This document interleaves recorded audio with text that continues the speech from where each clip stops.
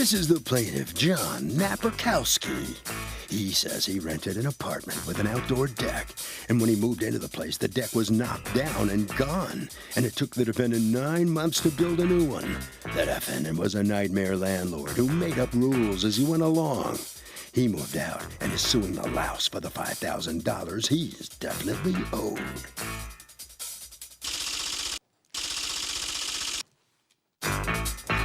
This is the defendant, Raphael Uyola. He says he told the plaintiff the deck was being replaced before he moved in. The plaintiff still owes him rent, and he has some nerve taking him to court today.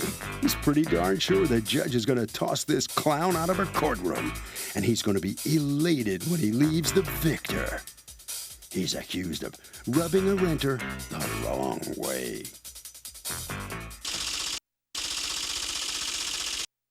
All parties, please raise your right hands. Welcome back to the People's Court. Next case on the docket, the plaintiff rented an apartment with an outdoor deck, or so he thought.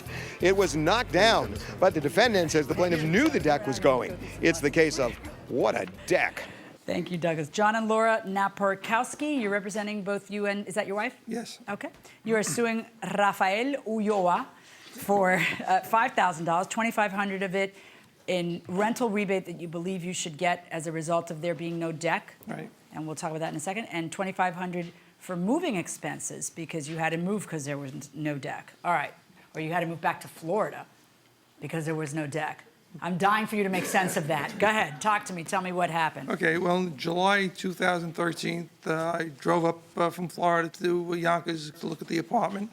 Looked at it. My wife wasn't with me, so I called her from the apartment. I said, this house is okay, you know, but it has a deck, and the landlord agreed to let my wife use a parking space in the driveway. So we decided to take it. Okay, what were you coming to Yonkers for? Well, we have friends. My daughter's up there in Yonkers, in Port So you wanted like it's kind of a vacation pad. Yeah. Okay. Yeah. All right, so you're renting the place out, and how much are you paying in rent? $2,500 a month. Okay, and according to you, when you see it, there's a deck. Right. And it isn't until you move in that you hear for the first time that the deck is going to be replaced. August 16th, we moved in, we went upstairs, and we see the sliding glass door barricaded, and there's no deck. Explain to me how this place is. You say it's an apartment, but it sounds like a townhouse or a duplex. It's a two-family. A two-family, and then who lives in the other part of it? He lives in the middle floor. He does. I live. Okay, all right. And is the deck on an upstairs? Yeah. Okay, all right.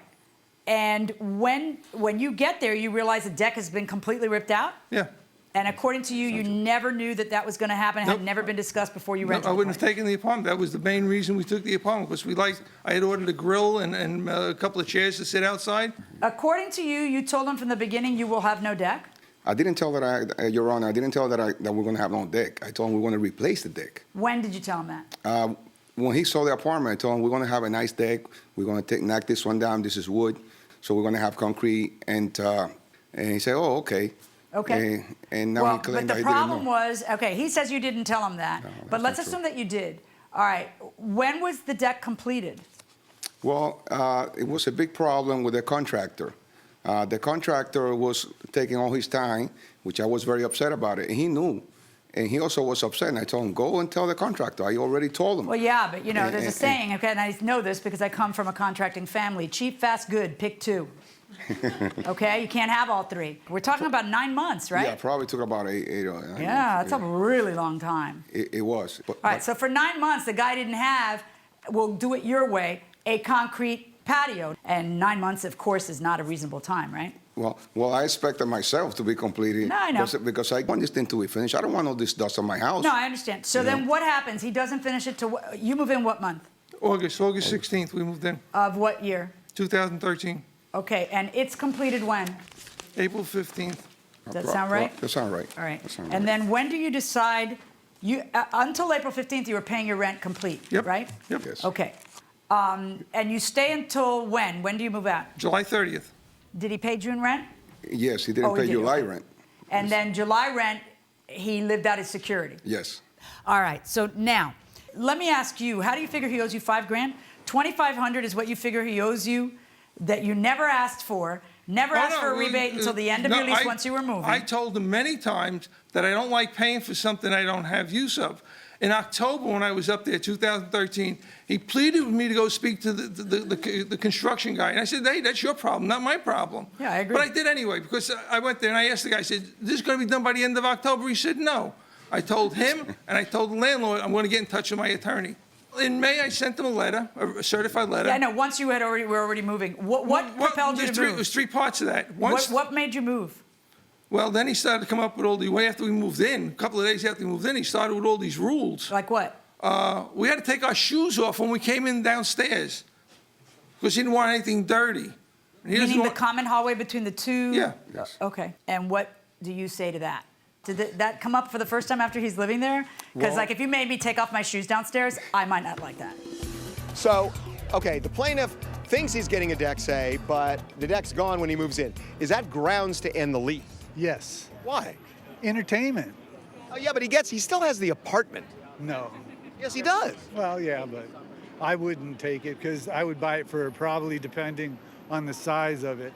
It's a nice deck. It's a nice deck. Grounds to end the lease? I don't think so. I think the price should be readjusted because having a deck does add value, but I don't think the lease should be ended. It's not a big enough thing. You're the tiebreaker. Yes, it's a big. Fair enough. Fair enough. Going inside the courtroom. Well, we want to be clean. My Yeah, wife. I know, but is that something that came up later? No. Every rules, everything I told him in the beginning. Oh, yeah. Oh, by the way, I'm going to make you take your shoes off every time you didn't. No. All right, let's stop. And so I agree with you that you're entitled to something for the lack of the deck, because I believe that even if I go by his theory, which is that he discussed it with you that it was going to be a new deck, even if I go by his theory, you're still entitled to something. Maybe not what you're asking for. Tell me why he has to pay your moving expenses. $2,500 of moving expenses. You know, we wouldn't have moved if... You wouldn't have moved to Yonkers if there wasn't a deck? No. Okay. No, we finished. If he agreed to rebate me some of the money for the deck and stop with all these rules, we would have stayed there. What other rules did he put on you? When we first moved in, we had a problem with one of the toilets in the master bedroom. And so we called him up, and he told us that in the future, only use 3 sheets of toilet paper because he didn't want it to clog the toilet clog. Did he say that, or did Yes, he say no, I swear don't to God. use a big wad of toilet No. clogs? He told me to use 3 sheets of toilet paper. Did you tell him to use 3 sheets? How do you know how many sheets of toilet paper their particular body takes? Like, how does that, like, you know, what did you say to him? I just tell him, listen, the new house somehow I built with a small pipe. Don't put a lot of paper in it because that's going to happen. Did you discuss the number of sheets? No.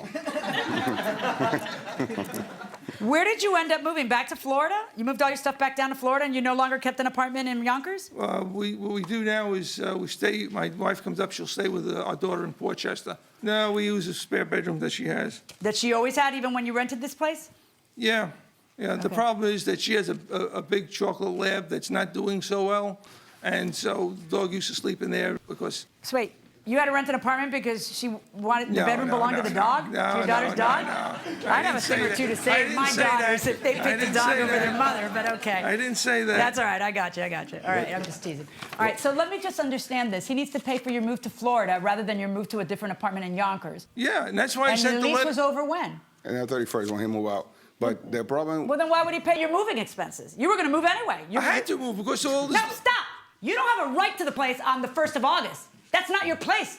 Your lease was over. You had to move unless he gives you another lease. So stop it!